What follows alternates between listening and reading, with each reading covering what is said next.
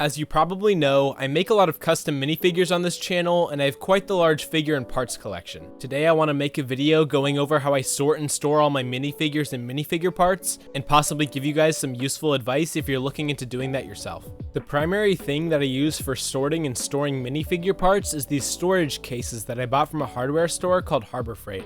I have 5 of them, including one for legs, one for helmets, hat, and hair, one for weapons and armor, one for general torsos, and then one for faction-specific parts. Now, one nice thing about these in particular is that there's different sized compartments that can be mixed and matched, so I can change stuff around depending on the quantity or size of pieces. Now, I generally sort stuff by a specific category or piece type. For example, my weapons have certain sections that are one specific thing, such as bows or greatswords, but then I also have sections that are a bit more random, such as miscellaneous weapons or a whole thing of miscellaneous shields. Now, I think the most important thing of sorting is just doing it in a way that makes sense to your brain, so you'll know where to find certain pieces if you're looking for them. For example, when it comes to how I sort my torsos, I have a section for peasant and townspeople parts, a section for pick-a-brick torsos, some Ninjago and robe prints, some more ranger type prints, some heavily armored type prints, Viking torsos, and Lord of the Rings torsos, along with some smaller categories. This is what makes sense for me when I'm sorting my minifigure parts, but obviously this is going to differ based on how you like to sort parts, and also how big your parts collection is. Obviously, if you have a smaller parts collection, I doubt you're going to need this many sorters, and you probably won't need a separate container for each part type, but I still think this is one of the best ways to store minifigure parts in an organized manner that makes it the easiest to create custom figures. Now, when it comes to storing minifigure heads, I actually just have them in a plastic container, and I just sort of dig through them to try to find the general type of head I'm looking for.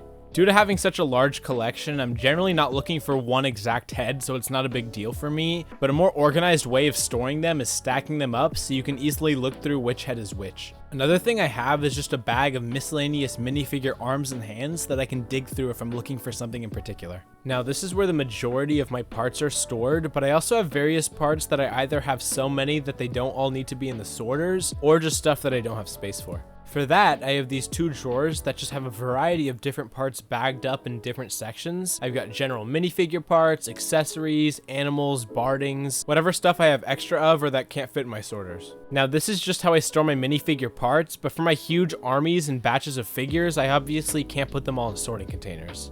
One thing I've done is put shelving up in my room that's wide enough for 32 by 32 base plates, so I'm able to display armies or just groups of figures on here.